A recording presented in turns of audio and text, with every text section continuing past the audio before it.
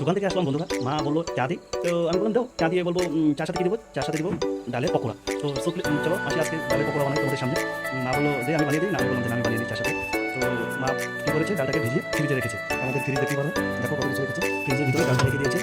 এই ডালটাকে আমরা নিয়ে যাবো, ফ্রিজটাকে বন্ধ করে দেবো। তো বন্ধুরা ডালটাকে নিয়ে এসেছি, এটাকে ভিজিয়ানো হয়েছে, জলটাকে আমরা ফালিয়ে দিয়েছি। ফালিয়ে দেওয়ার পর ডালটাকে আমরা গ্রাইন্ডারে রাখবো। ডালটা গ্রাইন্ডারে রেখেছি। এটার সাথে আমরা 3টা মরিচ দিয়ে দেবো। মরিচ দিয়ে এটাকে আমরা গ্রাইন্ড করে নেব।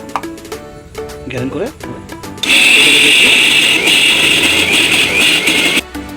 এখানে আমরা গ্রাইন্ড করে নিয়েছি।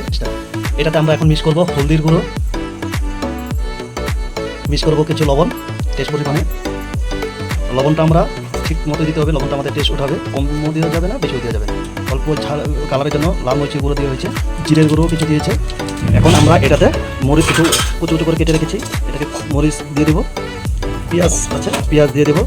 পেঁয়াজ কেটে রেখেছি ঝুড়ি করে, পেঁয়াজ দিয়ে দেবো। এটাকে আমরা এখন পুরো মিক্স করবো, পুরোটাকে মিক্স করবো। এখন আমরা কড়াইতে তেল দিয়েছি গরম হওয়ার জন্য। তেলটা লাহে গরম হচ্ছে, আর আমরা এদিকে এটাকে মিশ্রণ করে নিলাম। তো মিশ্রণটা কমই করেছি, কারণ আমি আর মাই খাবো, ভাইও নেই বউ নেই, ঘরে আমরা দুজনেই আছি।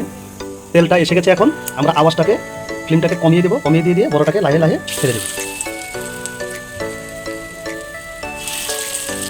বড়গুলো দেখো প্রায় কালার হয়ে যাচ্ছে, কালারটা চেঞ্জ হয়ে গেছে, লাল লাল হবে।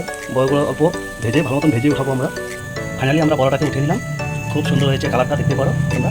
নিয়ে আমরা একটা প্লেটের মধ্যে রেখে দিলাম। সো বন্ধুরা, এই ফাইনালি আমাদের হয়ে গেছে পকোড়া।